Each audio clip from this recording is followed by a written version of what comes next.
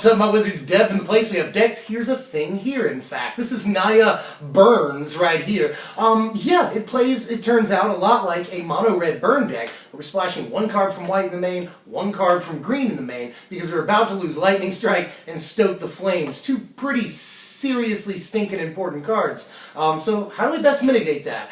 I have a way. 16 creatures in this burn deck, yeah, but that's mostly because prowess is in the format, and there's two other creatures that just have to be in burn decks that play these colors. So you probably already figured them all out. Here's 4 copies of Monastery Swiftspear and 4 copies of Abbot of Carol Keep.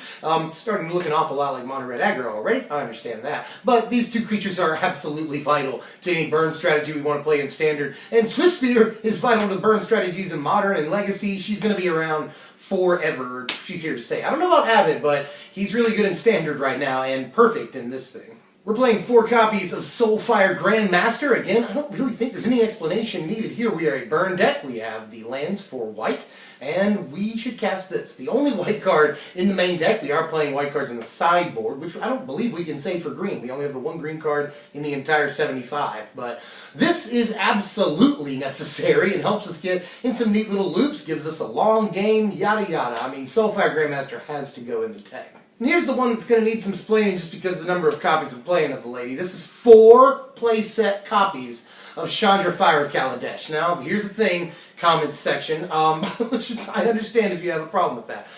Yeah, legend rule aside, we need all 4 copies of Chandra. I mean, this is the deck for Chandra if there ever was a deck. And she's a lightning rod, you know, she's in wild slash range, she's in roast range, obviously everything is, but she's low to the ground. Ultimate price, she gets killed by Hero's Downfall or Ruinous Path, depending on when you're watching this video. We need to see Chandra as much as possible, and she's not completely dead. If we can flip the Chandra that's on the board, we can play the Chandra that's in our hand.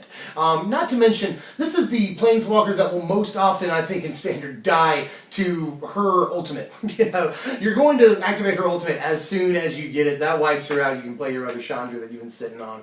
Of course, you can always deal, again, a few damage with a Chandra creature version while there's a Chandra Planeswalker version on the battlefield. Go ahead and activate the Planeswalker, you know, to do something with her loyalty, and then, you know, flip the Chandra that's a creature, and you get another Planeswalker activation. So, lots of cool tricks. I think we should play a full playset of Chandra. Legend rule aside, the card is very, very good. The deck is made for her. 21 spells here in this burn thing. It is a burn deck, sure, through and through. 4 copies of Wild Slash and 1 copy of Fiery Impulse in the main deck. Wild Slash serves double duty, taking care of small creatures in the early game and dealing damage to the face and activating prowess for our dudes. So, we have to play Wild Slash. Same thing with Fiery Impulse. Really helps us clear the way, and we'll almost always get Spell Mastery after like the 2nd turn. So yes. 1 copy and 1 copy only, although I wouldn't mind upping them, of Collateral Damage. This card takes a lot of flack from some players. Other players like it. But all in all, it takes more flack than it takes, you know, positivity and praise. But I like Collateral Damage, especially in a deck that plays tokens and stuff like that. The card has been very good for dealing, you know, a flash 3 damage out of nowhere.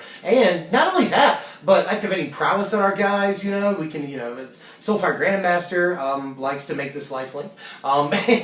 And we can buy it back, which is kind of cool. And Chandra, you know, this helps her flip. And there's no reason, I don't think, not to play Collateral Damage. It's been fine as a one-of because we are playing token generators in Dragon Fodder. 4 copies of Dragon Fodder. Actually, that is how you segue. Yeah, I was sort of hesitant about Dragon Fodder at first. You know, this went through a lot of iterations. 3 Dragon Fodder, 2 Hordeling Outbursts, went down to 1 Outburst, cut it to 0 in the end, and just played a full playset of Dragon Fodder because it's very low on the curve, which is exactly where we want to be. And this is really good early game, you know, blockers and stuff like that, so that we don't have to waste our burn on creatures. We can just chump block and race the clock. Also, this helps flip Chandra. It's red spells. They don't have to deal damage to the opponent or anything, so red spells. This helps flip Chandra. And, you know, it's just good to have creatures on the board so that we can chump block. It's a big thing, you know. If we have guys on the ground to chump block that aren't important to us, like Soulfire Grandmaster, for instance, then it really helps us deal our damage to the dome rather than concentrating on smaller creatures, emptying our hands that way. That's kind of not where we want to be. 3 copies of Roast in the main deck. It was 2 for a lot of the deck's lifespan, but we need to kill the Rhino. We absolutely need to kill Siege Rhino, and Roast is the thing that does that the most efficiently, and we don't get 2 for 1 in the deal, you know, having to spend 2 burn spells to kill a Rhino. But we just have to do it. We have to kill Siege Rhino. I can't stress that enough. The card is devastating against us, even when they just play it. They don't have to swing with it or anything. That 3 damage, or that 6 life point swing is awful for us, and the Rhino is one of the biggest problems for the deck in the entire format. We have got to be able to take it down, and Roast is the thing that does it for us. One copy, just one copy, of Twin Bolt here. I really, really like Twin Bolt. This can take out, Hangerback Walker tokens that are left behind and other Thopters. This will be able to take out Eldrazi tokens, that's kind of cool. Probably on your turn. They'll still sacrifice it for the mana, but they might not be able to do anything with it. Twin Bolt can also kill one of their guys and hit them for a damage. In a pinch, it's 2 damage to them for 2 mana, which is as good as we can do right now for 2 mana with what we know about BFZ. But Twin Bolt, I actually thought about making it more copies. I do like Twin Bolt a little more than I thought, and I was hoping it was good, and I was rooting for it. Turns out it's pretty good. There are times we can kill 2 guys with this, especially since Hangerback Walker is such a huge card in Standard right now. Really, really like the thing. 4 copies of the only green card in the deck. This is a Tarkus Command. Yeah, 4 copies of Tarkus Command is crazy. We get to choose 2 of them, and they're most awfully deal 3 damage to the dome, and all of our guys get +1/+1 in reach, for whatever reason, give them reach. Which is fine against some decks, but not all. Again, Thopters, that's pretty cool if they're swinging in. We can surprise the Tarkus Command. That's nice. Against other decks that want to gain life, this is just fine. It's a skull crack a lot of the time, and this is +2/+2 for our prowess guys, too. That's pretty awesome, Makes our tokens 2/2s. We can swing in with them, the Dragon Fodder tokens. So, and this survives, this helps our, say, Chandra survive Wild Slash, helps Soulfire Grandmaster survive Wild Slash as well. So, a lot of good things about a Tarkus Command. Usually we're going to be dealing 3 damage to the face and something else. Have dropped a land with this a couple of times, You can Tarkus Command, drop a land, Wild Slash, It's not bad. Lots and lots of options with this, and it works really, really well in a burn deck that also plays creatures, and creatures with prowess at that. I've been very impressed with the Tarkus Command's performance. And to finish off the spells here, main deck, there's 3 copies of Exquisite Firecraft. It doesn't kill Siege Rhino, which is kind of terrible, but it kills a lot of the other important things at sorcery speed. I know, whatever. This is still very, very good. 4 damage to the face a lot of the time is awesome and will help finish the game, This is the burn spell that you're digging for late game when you just need to deal that last 3 or 4 damage. Especially considering we don't have Lightning Strike anymore. You're mostly digging for a Tarkus Command and this right here, because 4 damage to the face is often more than enough to finish off the game very, very late. And here's the lands, probably the biggest bugaboo about the entire deck. This will be made much, much better once we get the Tango lands, once we enter BFZ. Those would be very good, especially considering their basic lands types, and we can fetch them up, especially even at the end of their turn. That's kind of cool.